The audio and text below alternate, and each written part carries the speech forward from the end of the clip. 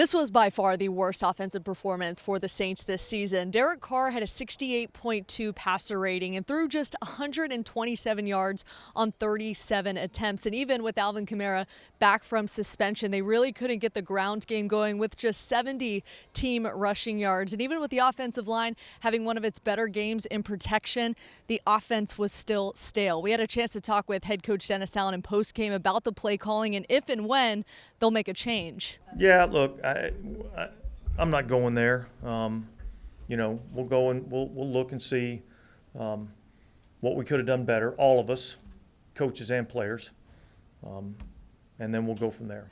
No touchdowns for the Saints, who went 0-2 in the red zone, and the level of frustration was felt in the locker room after the loss. The Saints did try to get things going with Alvin Kamara returning, throwing him the ball 14 times and handing the ball off to Kamara 11 times, but they just could not convert on third down. The Saints just converted 5 of 14 third down attempts, a bad day on offense, and Kamara reflected that in postgame.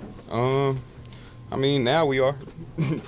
It's been 2 years since, or however long since we had that offense that was rolling. Now we kind of in this rut of, it's what it is right now, what you see. So, like I said, we got to have some conversations about something because I don't like losing. For Carr, he says there are no excuses for the inconsistencies on offense and says it's just a matter of all 11 guys on the field executing the game plan. And he did keep the details of what needs to get corrected to himself. We did get a chance to talk with Michael Thomas in postgame on the play calling and if he feels like the offensive coaches are setting them up for success during the week. Absolutely.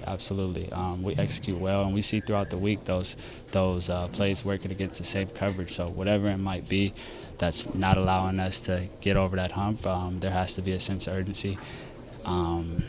There has to be a higher level of detail. There has to be a higher level of accountability.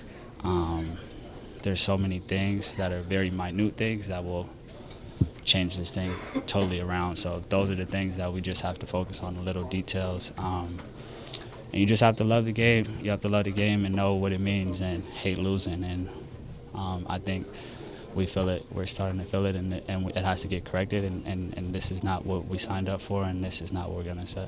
Defensively, the Saints struggled to get the Bucs and Baker Mayfield out of sync, holding the Bucs to just 2 3-and-outs and an interception, but none of those led to scoring drives for the New Orleans Saints. Now, being 4 weeks into the season, the Saints know they've got to get things corrected immediately. Yeah, you got to regroup, man.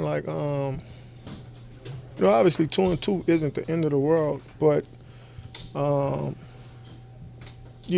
intensity has to pick up, whether that be preparation, whether that be starting games faster, right? So I think the sense of urgency, because this is the NFL, man. And if you drop 3, 4, 5 games in a row, you only have so many games to where you could punch a ticket, and win your division or get to the playoffs. So even though we're earlier in the season, I think the most important thing for us is to, find a way to get one win, and kind of get ourselves, out of this feeling, that we're feeling. We will continue breaking down the loss live on NewOrleans.Football as the Saints are now 2-2 and will head on the road to take on the New England Patriots Sunday.